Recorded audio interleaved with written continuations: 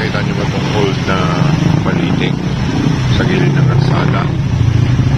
Yan o, magkasama sila ng centennial na nyug sa gitna. Ito sa likod Rizal Memorial Stadium. Hindi pa ito nagalaw. Yan. Yung may mga nakalinyang puno dyan na centennial na nyug. Yan. Sign ito na mayroong nailagay na treasure, no? Kasi magkasama yung nyug na uluma, no? Sa Balite.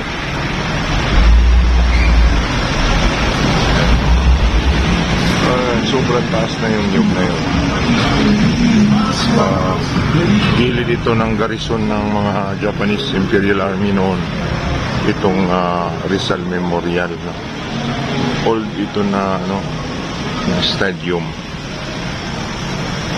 Naka-triangular yung park dito sa gitna. Yan. So posibleng sa gilid nito, sa ilalim may giveaway at maaring may load pa dito na malaki, no? Sa mga kalsada dito sa gitna or either sa loob mismo ng stadium dito na may kalsada din dyan, mga nakalinyang mga punong mangga, no? So sa tingin ko may sikreto, no? Ano sa tingin nyo? Mayroon kaya?